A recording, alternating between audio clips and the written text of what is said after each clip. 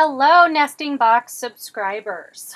I am here to do your tutorial today for our July project, the Wash, Brush, Flush with the 3D faucet hanging bathroom sign. This sign can be hung with the jute hanger, or you can just kind of pull that off to the side and set it on a shelf or on your sink or the back of the toilet or wherever you like. In the interest of time today, and because most of you have been with me for, man, are we at, let's see, we did January. This is the 7th month for many of you. So you guys kind of know the drill by now. So in the interest of time today, and to make this a little bit of a quicker video, I've gone ahead and pre-painted the background of my sign black, because most of you guys know how to do that.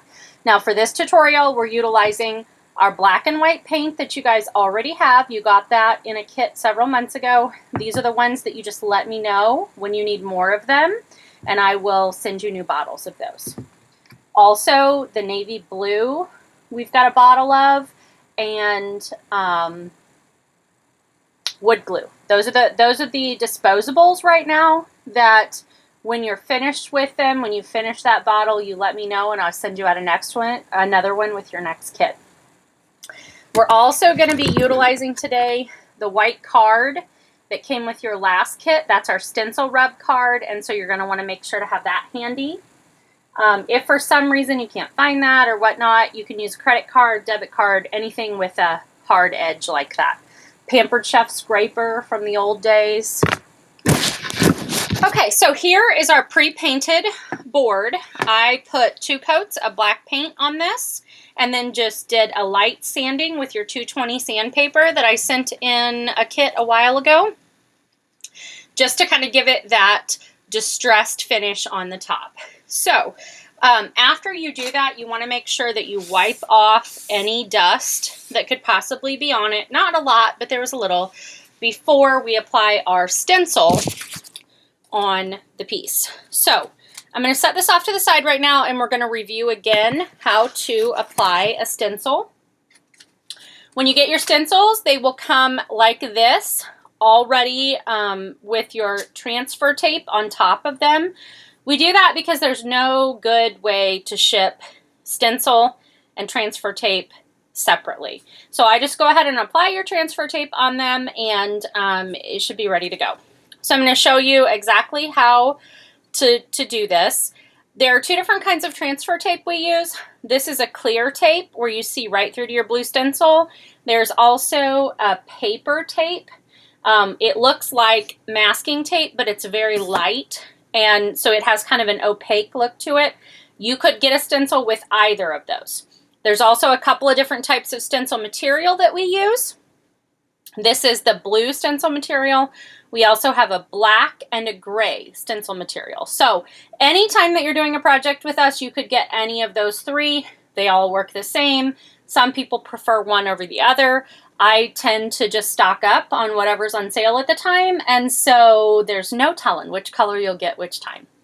So to apply a stencil, it's the exact same technique every single time. First, you want to lay it down, and again, our transfer tape is on here.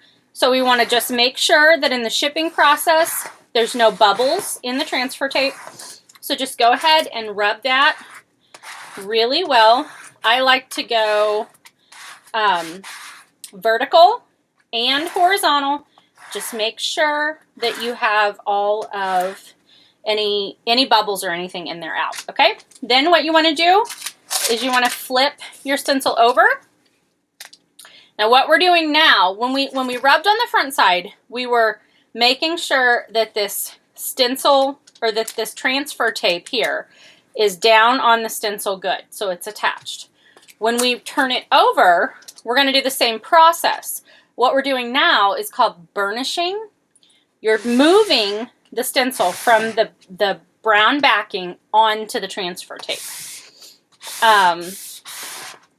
This is not an exact science. Sometimes you do these and they come off really well. Sometimes you do these and they are a pain in the butt.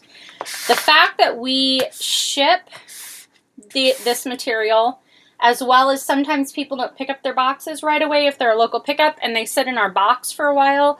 Weather affects stencils. So I'm here to just show you the easiest way to work with a difficult stencil. There are times when they're just a real pain to do, which is why we don't do stencils every single month. But I do like to teach you how to do this method. That way, if you're an at-home DIY crafter, in addition to what I sell, then you have a little bit of that insider knowledge of how to do that. So once you have firmly rubbed the back both directions, then we're going to start peeling this brown backing off. The idea is you want that blue material to stay on the transfer tape, okay? Obviously, this one is probably one that is going to give us a little bit more of a hard time. So if it doesn't immediately go on there, just kind of gently move it over to there. And then what I do is I just like gently push it down and kind of pull at an angle. If you pull slowly, you will have time to take anything like this. Can you see that there's a blue right there that's not transferring? And just kind of push it onto the paper and just keep pulling. Make sure you go gentle so you don't rip the stencil. Sometimes you'll need to take your transfer card and rub it more to get it down more. Weather affects stencils so very much. So sometimes they're easy, sometimes they're hard, but if you go slow and you work at it at an angle, you will almost always be able to get it off without problem.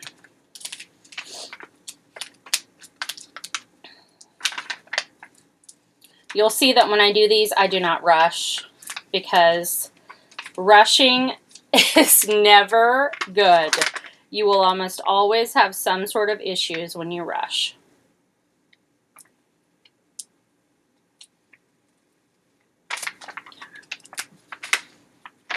I try not to touch this part of the stencil too much. Sometimes I just have to hold it down. But that is the sticky part that helps your stencil stay on your wood. So the least amount of fingerprints and whatnot you get on there, the least amount of the sticky material that comes off. Okay, that stencil actually didn't turn out too bad. So what you have now is the sticky part right here towards us. I did not touch that, I just laid my hand on there, but you'll see that's the sticky part, okay? So what we want to do is apply this to our board, and then we're going to once again burnish the stencil onto the board, the blue stencil, and then we're going to remove the transfer tape so that we can paint in. When I do these stencils, I try to set them up in a way that you can put them on your board as easy as possible. Sometimes I'm able to get a border around the edge to show you exactly where to apply it. This one doesn't have a border, and I did that on purpose so that I could show you if you get one without a border, you still can get it on pretty easy. So first, just kind of gently lay over the top. Oh, actually it does have a border, doesn't it? Okay, well that works out good. So we're just going to line it up at the top, line it up at the bottom, and then try to make sure it's pretty even on these sides. And yeah, this one worked out real well. So this is gently laid on there. Right now I could still pick it up and move it without any issues, but because it looks even to me, raise this side just a little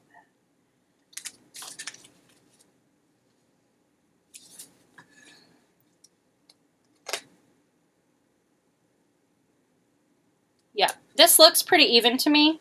So I think we're ready to go ahead and burnish it down. So go ahead and just push it out. Okay, take your card again. You're going to go vertical, and you're really pushing with some pressure this time. We're wanting to really adhere this on. Now this is the part that you want to make sure you have it straight before you do this, because if it's not straight, you're not getting the stencil off at this point in a way that you can reuse it. So it's always best to go slow when you're applying your stencils. Okay. Now what we have to do is we have to start removing this clear tape from the blue stencil while leaving the stencil on there. Ideally, if you've burnished it down good enough, it should pull off pretty easy. Every now and then, wood can be finicky and it doesn't necessarily pull off so easy. So in that point, what you're going to do is the opposite of what we did before. As you pull this back, if these pieces lift, you're just going to lay them back down again. This one's coming off pretty easy though. Remember, the sticky side of your material is down on your board now, and so you can touch this all you want. This is the part that's just going to give us the stencil so that we're painting in these voids. Now, I should have mentioned at the beginning that this piece is very versatile. You can choose to do a white background, black design, or a black background, white design. All of my bathrooms are stark white, so the classic black and white works really good for me, but I like to change it up a little bit and do the black on the back and the white on the front so that it kind of pulls out those black accents in my bathroom. So we are now ready, and you can just go back across it again. Just make sure that all those little spots are down and you have a good seal. We're ready to go ahead and stencil the design on here. So you're going to want to pull out your white paint and one of your sponges. For this, you can use either aluminum foil, the paper plate that came in your kit.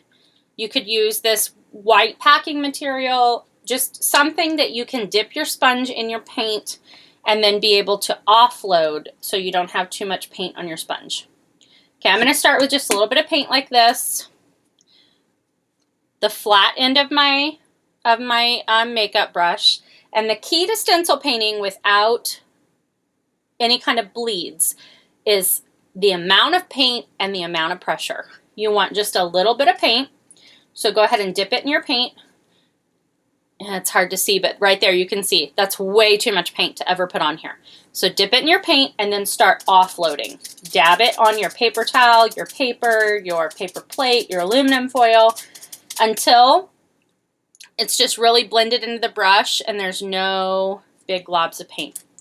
With very light pressure, begin dabbing in the voids on the stencil. If you press too hard, you will definitely have bleeds. We want to very lightly put a thin coat of white paint on. We will go back and we will build that paint up with thin layers. Always remember when you're putting more paint on your sponge to offload, offload, offload. If you think that you have a good amount of paint on there, many times you need to offload a few more times. It is the #1 mistake of stencil painters the first time is that they have too much paint on their sponge. Some people stencil paint with a brush. I'm not a huge lover of stencil painting with a brush. There are stencil brushes. I don't necessarily like those. But next month, you are getting a stencil brush in your kit, not to necessarily stencil paint with, but we are going to learn how to create a faux rust on our projects. So you will have that stencil brush if you want to test it out and see if that's something that you like. But I am just a makeup sponge user. And I will tell you that my makeup sponges are a different grade of sponge than what you can find in the stores around here, whether it be Dollar General, Walmart, Target, whatever. Anytime you order a kit from me, you will receive one of the makeup sponges that I use. These are very dense, and that makes them easier to paint with as opposed to thinner ones that would A, hold more paint, and B, they would be harder to control the amount of pressure that you're using with them. So I know I've had people message me before and be like, I went to Dollar General and bought a makeup sponge and it doesn't work like yours. Yeah, I know. They're different. I order mine on Amazon. They're a little bit more expensive than what you would get like at Dollar General, but in the long run, for the number that you get and the number that I use, it's not that bad at all.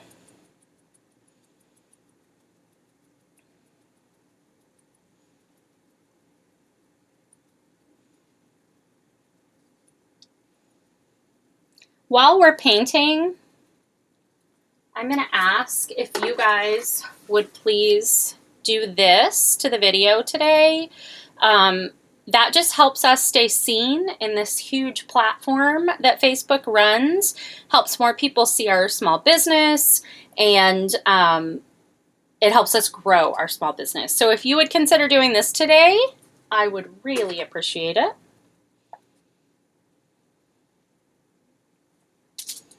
This project is part of our monthly DIY craft subscription box. It is called the Nesting Box. Once a month, you receive a box in the mail that has a craft that you are able to do, decorate your home with, or gift it to someone else. And this month just happens to be our bathroom sign. Okay, now I have a light coat of paint on the entire piece, so I'm going to go back and do a second light coat to help fill in the spots that maybe didn't get covered fully the first time. White is a hard color coverage-wise, especially when it's on top of black. Sometimes it will take 2 or 3 coats to get a good coverage. You want every one of those coats to be very light. Now, this project is meant to be a distressed farmhouse look. All of our projects really are very farmhousey. So you'll see right here that this is just like grooves in the wood. Like that's one big knot in the wood. We're not going to stress about that. We're not going to worry about that. We don't seal our knots. Because we're a farmhouse brand, we feel like that kind of adds to our brand. So I just paint right over top of them. It definitely will add character to your pieces. So back to the nesting box. We will open the nesting box again for new subscribers. We're not open all the time. We open certain months of the year, and sometimes we only open to a limited number, depending on how many are currently in our membership at the time. We will reopen our membership again in August, and I am so excited about the project that we're doing for August. August project is a fall themed sign, perfect for anywhere in your home, and you are going to get to learn 2 brand new paint techniques with that sign. One of them is shading with a brush, and the other is using a stencil brush and an everyday household kitchen item to create rust on your piece.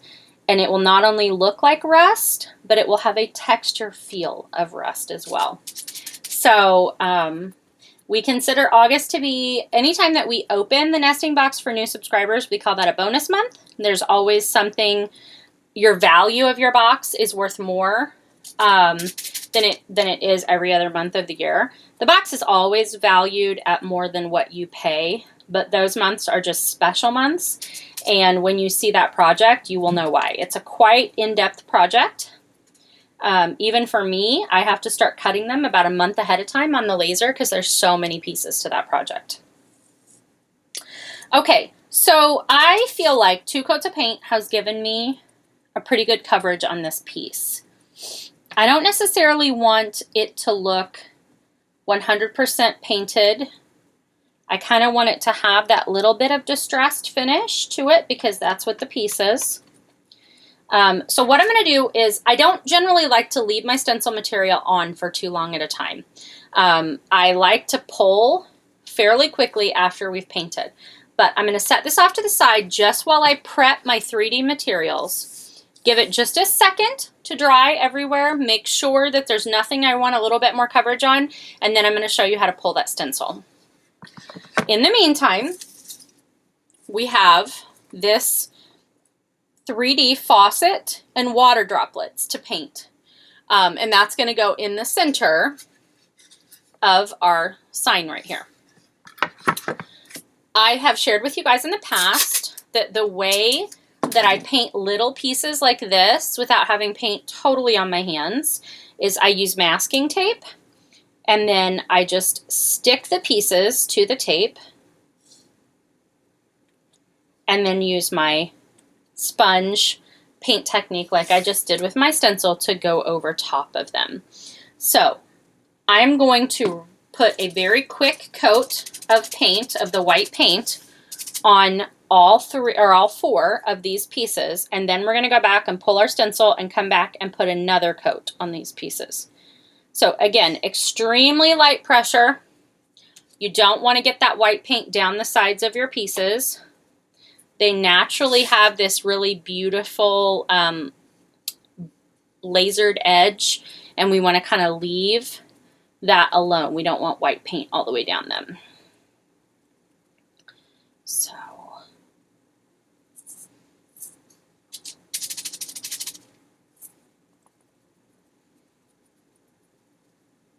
all right, so just a real light coat on there.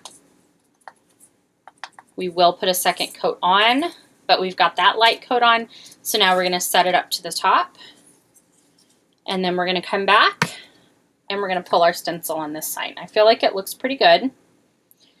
Maybe just a few areas that I want to coat just a little bit more. Again, very thin coat. Never, ever a lot of pressure. Never push hard. Thin coat of paint. Light pressure. Okay. So now, when you're pulling your stencil, there's a couple things that can happen. Number one, stencils can have adhesive that gets stuck on the board behind them. So even when you pull the stencil off, the adhesive can still be there. If that happens, I'm going to show you how to take care of that. And number two, if you didn't let your piece dry enough before you stencil painted, you want to really let that base coat cure, which PS today I did not because I was in a hurry. Then occasionally some of the paint will pull up with that. We try to avoid that happening, but when it does, there are ways to fix that too. So what we're going to do is we're just going to peel the corner up. Remember, this paint might not be fully dry yet, so you don't want to really touch all of that. You want to kind of hold it down as tight as you can and just start pulling your stencil. It's going to come off in multiple pieces because it's a pretty big project. So for the stencil, I mean, lots of little tiny spots to pull. Make sure your hands don't have paint on them before you start touching white paint, before you start touching the black part of the stencil. Or the black part of the sign. You are welcome to use, I have something called a weeding pick that I'll use when it comes to pulling out these little insides of the letters. A toothpick in your house works just as good. A set of tweezers will do the job just fine as well. You just want to make sure that when you have to get under those parts, you're lightly pulling under them. If you push too hard, you'll put a gouge in your wood. Just real light, get underneath those. And this one turned out great. We don't have any bleeds. Our stencil's coming up good. There's no adhesive left behind. In a sign maker's world, this is a successful sign.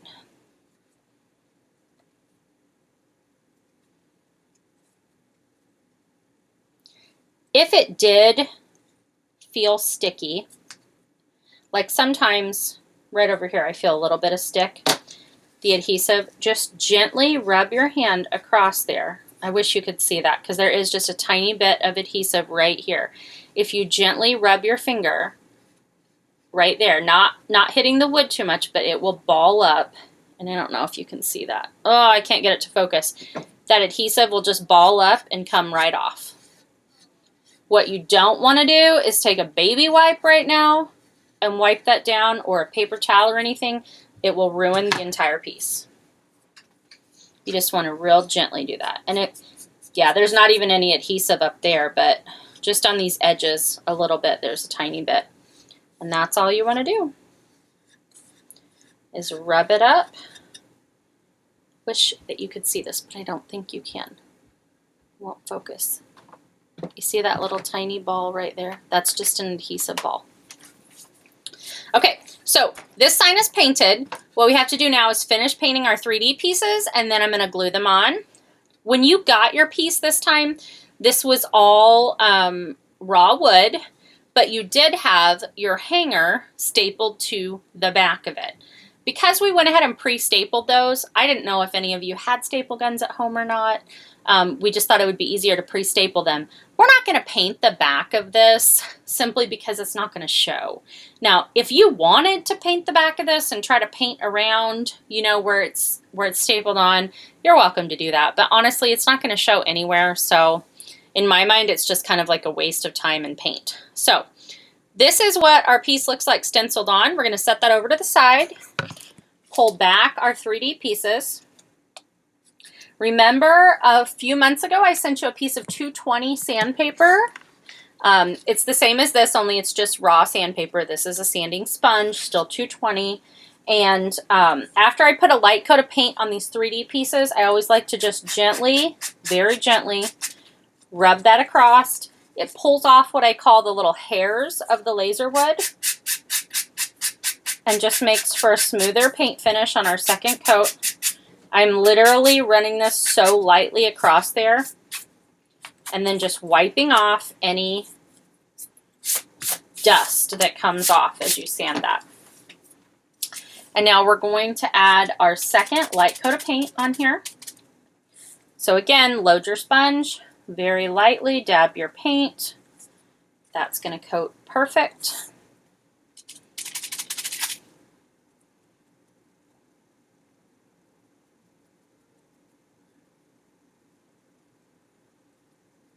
When you guys get your pieces finished, I would love to see pictures of this sign styled in your bathrooms.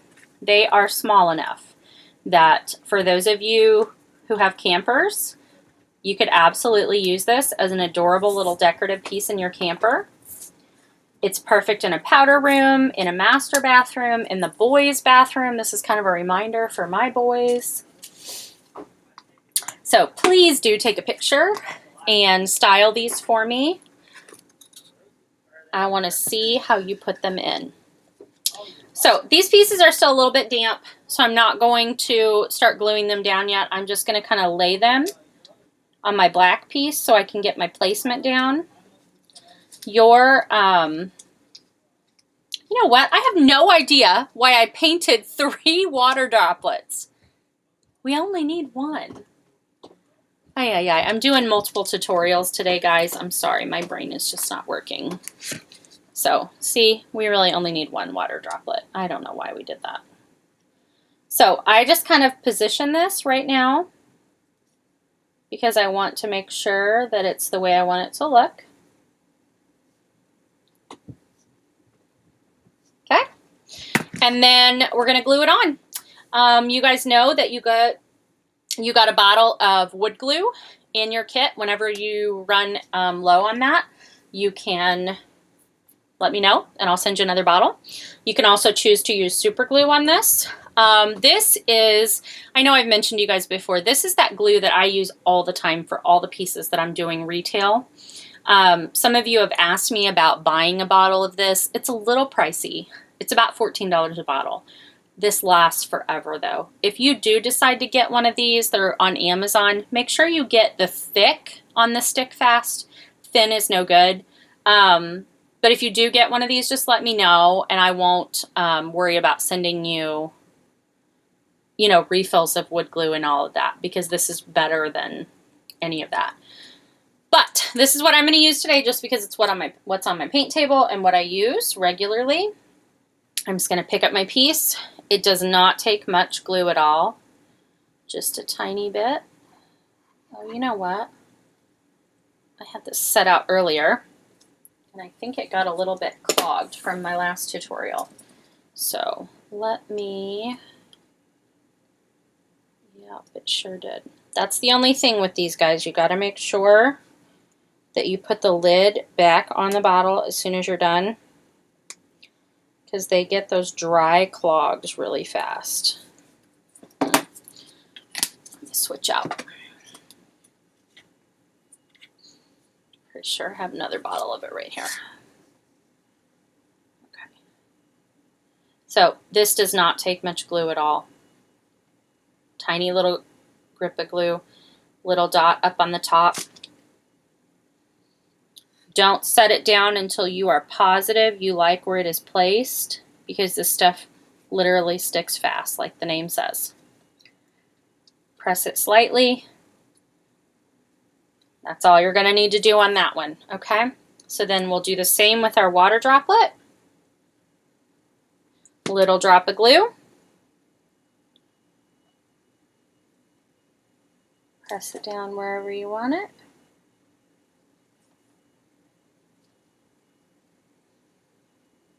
Okay. That is it, guys. This is our July nesting box project. Pre-painting that background before I came on to do the video definitely sped this up. We're at only about 30 minutes, which is amazing. It'll still probably take you guys closer to 45 minutes to an hour to complete your project. And if you opted to get the insert of the month, which is our cute little aloe plant succulent, that'll take a few minutes more to paint that up. But this is such a sweet little sign. It's going to be perfect in powder rooms, master bathrooms, definitely my boys' bathroom, or even in your camper, travel trailer, etc. So if you would be so willing to do this for me, please let your friends know that we are opening again the membership in the month of August. It is considered to be a bonus month. You will get 2 new tools that you can keep and use on projects in the future, as well as a really pretty fall-themed sign. You're going to be learning 2 new techniques next month. And our insert of the month is really great too. So please share with your friends. If you know of anybody interested in subscribing to the Nesting Box, we always appreciate that. We will open in August, and that may be the last time we open for this year. I'm not sure. I might open one more time closer to December, but things get so crazy here in 4th quarter that we might not be able to. But anyway, definitely if you went in for the rest of the year, let your friends know that August is the time to go ahead and get signed up. Thank you for joining me today. Please make sure you take pictures and post pictures of these projects on the page. Also, if anybody is willing to type up a very simple tutorial, or not a tutorial, but a testimony of your time with the nesting box, I'd like to feature those next month when we open for new subscribers. Thank you guys and have a great day.